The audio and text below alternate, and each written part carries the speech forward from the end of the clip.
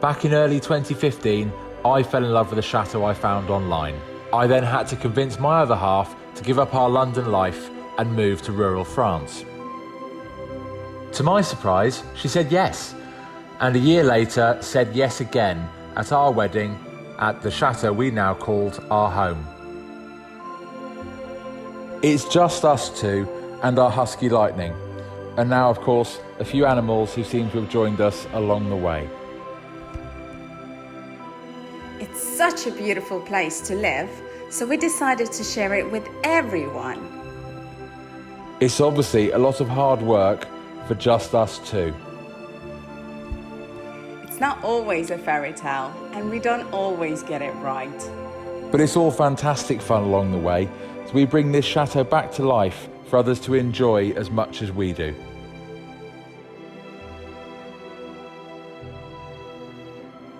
Follow us, Angelina and Phil, along with the highs and lows of our chateau life.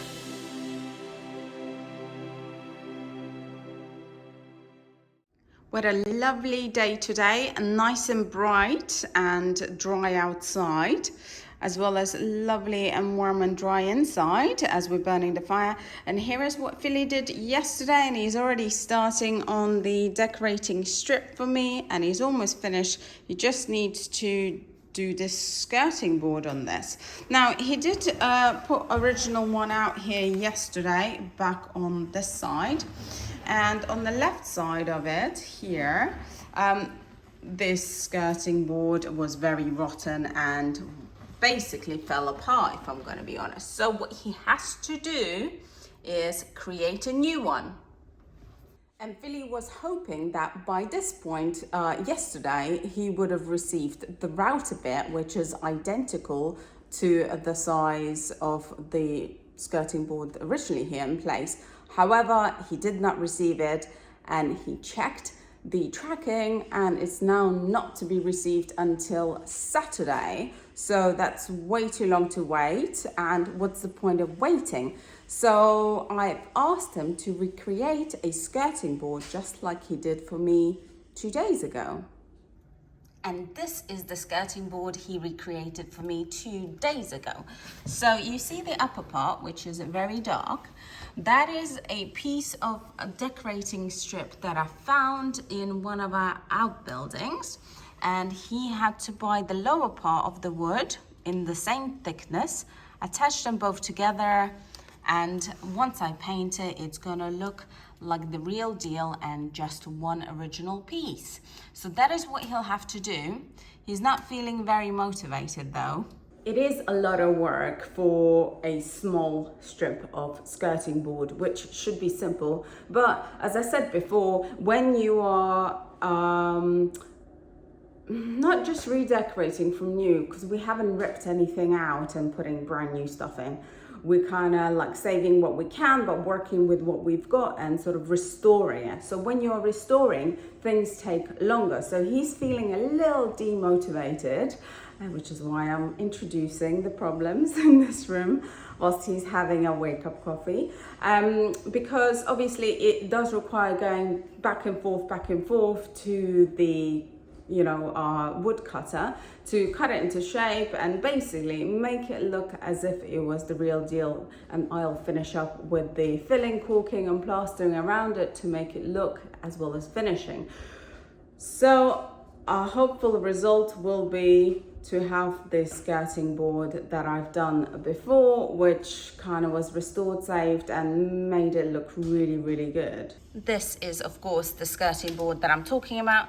This was actually all one piece. However, the corner here was all missing and I had to fill it, sand it and now paint it, and basically it just looks like the real deal and no one will know any better. So that's the result that we're hoping to achieve, to have all matching skirting boards all throughout.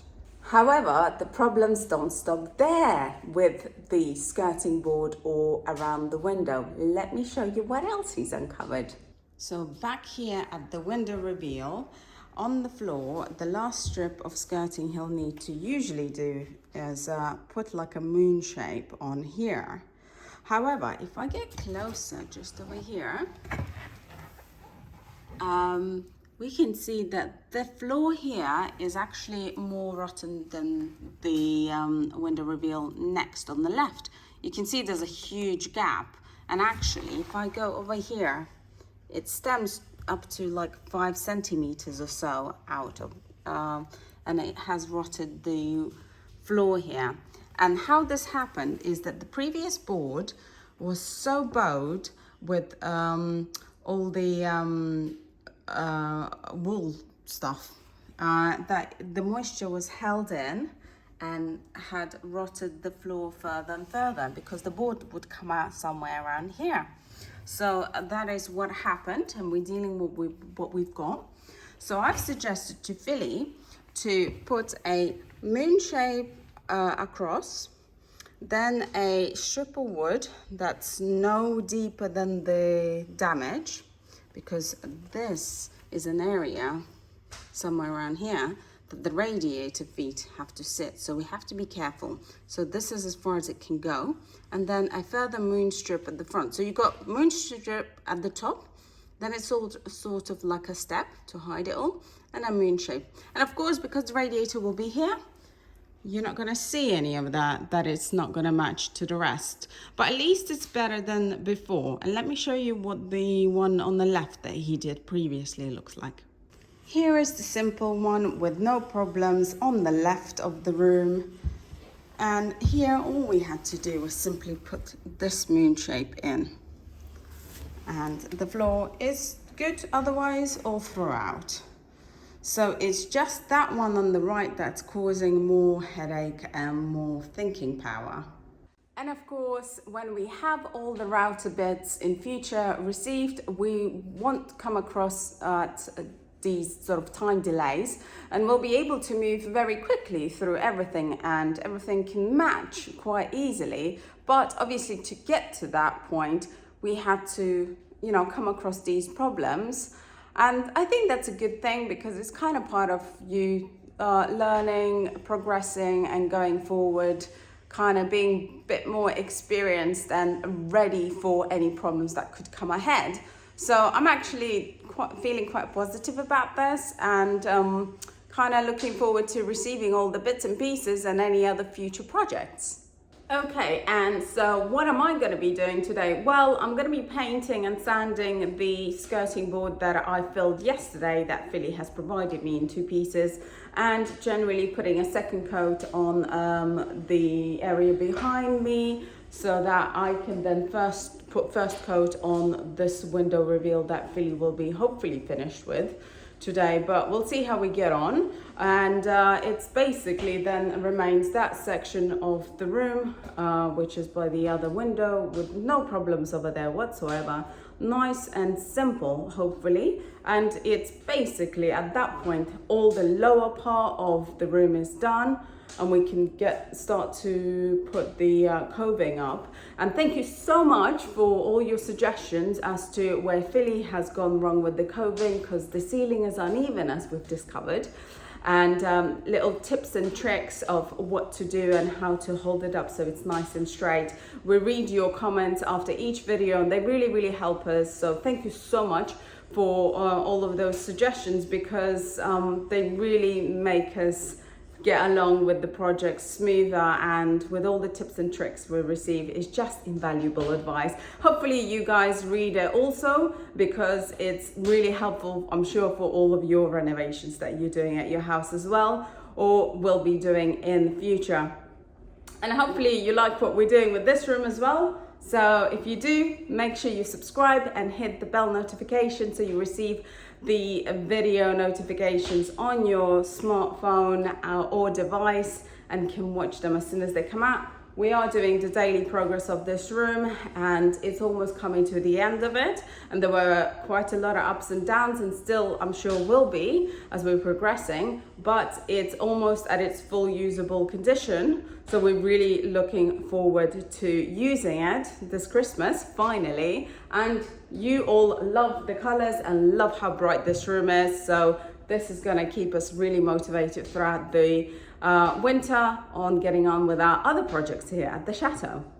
First coat done of paint, and I can already see that there is imperfect caulking, a line which is showing through, and also on top here where the caulking wasn't quite smooth, and a few areas like that. But this is the opportunity on coat 2 tomorrow, once this is set, that I can re-caulk those areas, re-smooth them and repaint, so that it will be looking lovely and smooth.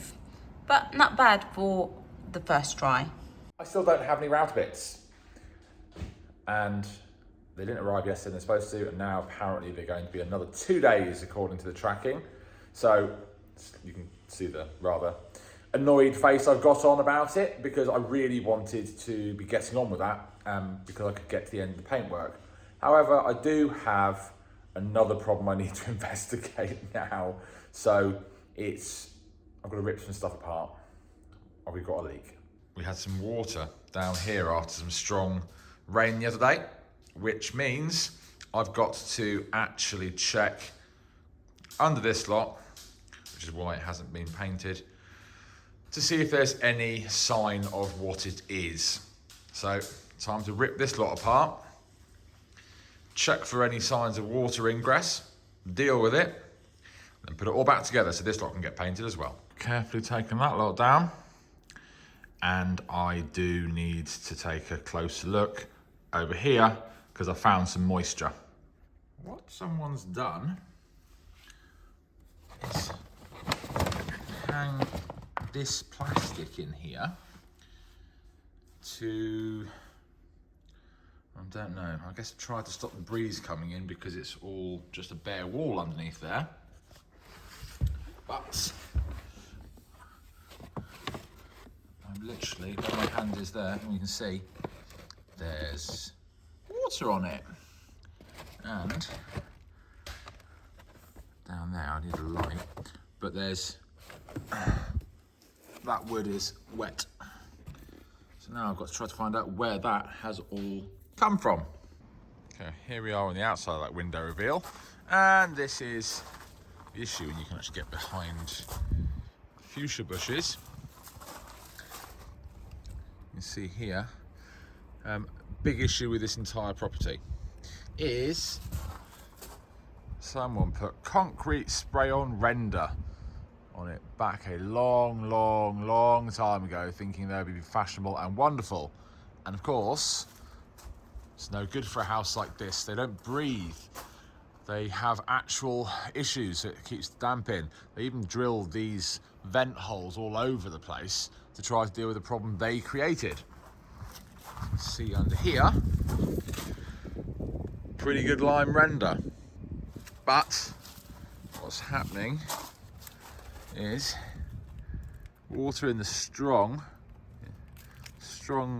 rains getting behind the blown concrete render, going down and then being forced through, finding its way through the mortar and stuff that's hidden behind that. So ultimately, can't do much about it until it gets re-rendered. And I'll have a better look when these all die back. I can cut them back a bit. Well, never mind, but it is a really good example of why you should use the right materials on an old property. Lime render and lime mortar only. So basically what's happening is we're getting a small amount of moisture coming through as explained because of that render, finding its way through in the strong rains, and you know, not much has been done about that until I can chip off all of that render and deal with that section. But what's been compounding it is that damp-proof plastic that's under there, which someone has put in to try to stop the breeze coming through. It actually has been collecting those small bits of moisture, and then of course eventually it pulled up and came out in a certain way. So there's no massive huge leak thankfully at the moment. There is work that needs to be done that I kind of knew that would need to be done anyway, because in that window frame is cement mortar, which it shouldn't be because that it draws moisture through. There's cement render in all of the stonework there, and of course the cement render outside. So I'm gonna put that all back together, put some insulation in there as well to try to keep the warmth in, and I'll take another look at that again in the near future. Okay, that is all back together. There's insulation in there. The damp proofing is actually pulled round so it's in the right place as well to stop stuff. And I've left enough of a gap here that I can get through with the inspection camera rather than pulling this all apart to keep an eye on this more and more. I've just got to go and tap the old render around out there just so it cannot pull away on all the stuff when it's out there. So yeah, it'll be good.